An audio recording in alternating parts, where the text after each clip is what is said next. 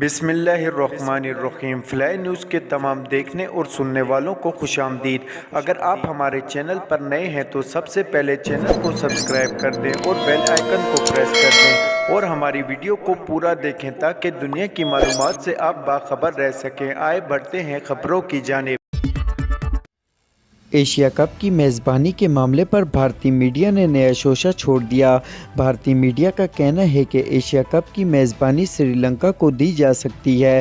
بھارتی میڈیا نے اپنی رپورٹ میں کہا کہ ایشیا کپ کی میزبانی پاکستان کے پاس ہے اور بھارتی کرکٹ بورڈ پاکستان اور یو اے ای ٹیم بھیجنے کو تیار نہیں۔ ستمبر میں یو اے ای میں موسم انتہائی گرم رہتا ہے۔ ورلڈ کپ سے پہلے یو اے ای میں ٹورنامنٹ کے انعقاد پر باقی ممبرز ممالک نے بھی تحفظات کا اظہار کیا۔ بھارتی میڈیا کا کہنا ہے کہ ایشین کپ کونسل اے سی سی کے گزشتہ اجلاس میں عمان نے بھی ایشیا کپ کی میزبانی کرنے کی خواہش کا اظہار کیا تھا۔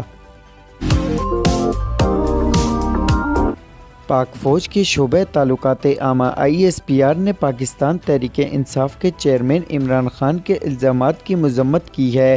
آئی ایس پی آر کے مطابق چیئرمین پی ٹی آئی نے بغیر ثبوت انتہائی بے بنیاد الزامات لگائے۔ حاضر سروس فوجی افسر پر بغیر ثبوت الزامات انتہائی غیر ذمہ دارانہ ہیں۔ آئی ایس پی آر کا کہنا ہے کہ متعلقہ سیاسی رہنماؤں سے کہتے ہیں وہ جھوٹے الزامات لگانا بند کریں اور جھوٹے الزامات کے بجائے قانونی راستہ اختیار کریں۔ Chairman Pakistan Tehreek Insaf P T I کے چیئرمین عمران خان کے الزامات سے متعلق پاک فوج کے ترجمان ادارے intro service public relation I S P R کے بیان کی رہنما تحریک انصاف اسد عمر نے حمایت کی ہے۔ آئی ایس پی آر کے بیان پر رد عمل میں تحریک انصاف کے سیکرٹری جنرل اسد عمر نے کہا کہ وہ آئی ایس پی آر کے بیان سے مکمل اتفاق کرتے ہیں۔ الزامات کے حل کے لیے قانونی راستہ اختیار کیا جائے۔ وزیراعظم شہباز شریف نے کرپٹ افسران کی فہرست فراہم نہ کیے جانے پر برہمی کا اظہار کیا ہے۔ وزیراعظم نے 2 ہفتوں میں کرپٹ افسران کی فہرست مانگی تھی، 6 مہینوں میں بھی فراہم نہیں کی گئی۔ وزیراعظم شہباز شریف کابینہ فیصلوں پر عمل نہ ہونے پر برہم ہو گئے اور متعلقہ وزارتوں سے جواب طلب کر لیا۔ وزیراعظم شہباز شریف نے کابینہ کے فیصلوں میں رکاوٹ ڈالنے والے افسران کے خلاف سخت کارروائی کا فیصلہ کیا ہے۔ ایران میں 2 افراد کو توہین رسالت کے جرم میں سزائے موت دے دی گئی۔ عرب میڈیا کے مطابق ایران میں عدالتی خبریں شائع کرنے والی ویب سائٹ نے 2 افراد کو توہین رسالت کا جرم ثابت ہونے پر سزائے موت دیے جانے کی تصدیق کی ہے۔ وفاقی وزیر برائے منصوبہ بندی و ترقی احسن اقبال نے کہا کہ جلد روس کا سستا تیل پاکستان میں آنے والا ہے۔ یونیورسٹی آف نارووال میں میڈیا سے گفتگو کرتے ہوئے احسن اقبال کا کہنا تھا کہ آئی ایم ایف کا معاہدہ حتمی مراحل میں پہنچ چکا ہے جس سے منصوبہ طے ہونے سے روپے کی قدر مستحکم ہوگی۔ انہوں نے کہا کہ روس کا سستا تیل جلد پاکستان میں آنے والا ہے۔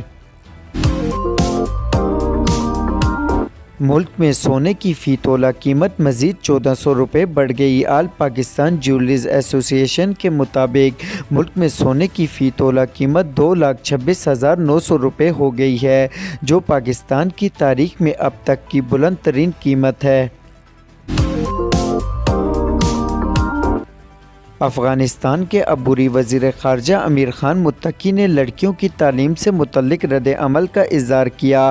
اسلام آباد میں تقریب سے خطاب میں امیر خان متقی کا کہنا تھا کہ طالبان نے کبھی نہیں کہا کہ خواتین کی تعلیم غیر اسلامی ہے یا اس پر پابندی ہے۔ خواتین کی تعلیم کے بارے میں صرف اتنا کہا کہ اگلے احکامات تک تعلیمی سرگرمیاں معطل رہیں گی۔ انہوں نے کہا کہ 14,000 خواتین ہیلتھ ورکر سمیت مختلف شعبوں میں افغان خواتین کام کر رہی ہیں۔